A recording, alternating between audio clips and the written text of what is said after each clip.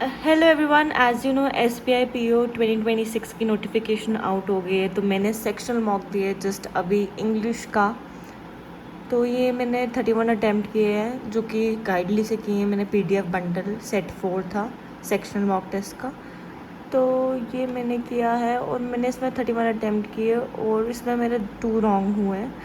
But इसका level भी I think जो एग्ज़ाम का लेवल है उससे थोड़ा अप ही था। बट अगर आप थोड़े ऊपर लेवल का दोगे तो डेफिनेटली आप उधर अच्छा परफॉर्म कर पाओगे। सो अभी आई वाज गोइंग थ्रू कि कैसे किसी को एनालाइज करना चाहिए अपने मॉक को। तो जैसे कि मैंने जो अटैम्प्ट किया वो भी देखूंगी मैं, और जो अनअटेम्प्टेड है वो तो अच्छे से ही देखूंगी और रॉन्ग भी अच्छे से देखूंगी।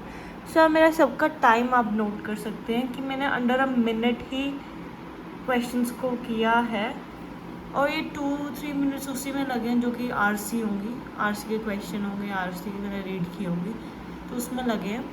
सो हमको कैसे एनालाइज करना चाहिए मॉक को। जैसे कि मैंने ये वाला मॉक टेस्ट दिया, मुझे ऑलमोस्ट एन आवर लग जाएगा सिर्फ एक सेक्शन मॉक को एनालाइज करने में, और मैं वो किस तरह से करूँगी। सबसे पहले तो मैं ये देखूँगी कि जैसे कि ये वाला क्वेश्चन था, in wake of financial risk the bank introduce trigger lending norm to avoid dash risk.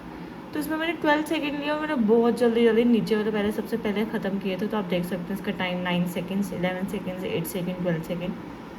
तो इसमें मैंने ज़्यादा अच्छे से रीड नहीं किया और इस वजह से ये मेरा गलत हुआ है, क्योंकि काफ़ी ईजी भी था आई थिंक सो।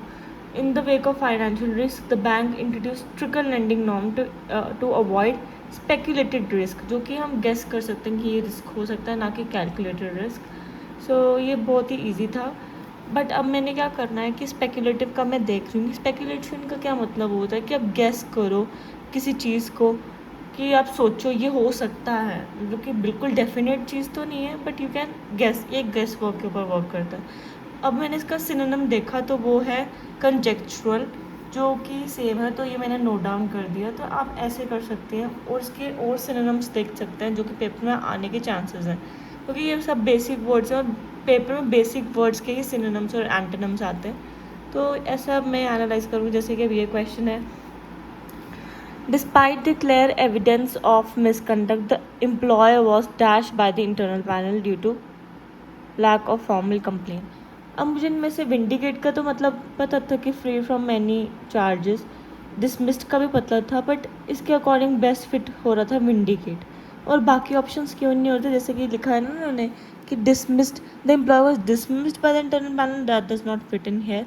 सो इस तरह से कुछ चीज़ें आपको गेस वर्क के साथ भी करनी पड़ती है। ज़रूरी नहीं है कि आपको हर एक चीज़ आए, बट आप कैसे एलिमिनेट कर रहे हो ऑप्शंस को वो भी बहुत मैटर करता है। जैसे कि गार्नर, इसका मुझे टू बी वेरी ऑनेस्ट मुझे मीनिंग नहीं पता था, तो ये मैंने अपना ऑप्शनल एलिमिनेशन के थ्रू ये क्वेश्चन किए। तो इस तरह से आप पूरा एनालाइज करिए कि क्या गलती हो रही है, क्या और चीज़ें आप ऐड ऑन कर सकते हो, और अब गियर अप करना शुरू कर दो क्योंकि एग्ज़ाम बहुत ही पास है। Thank you very much.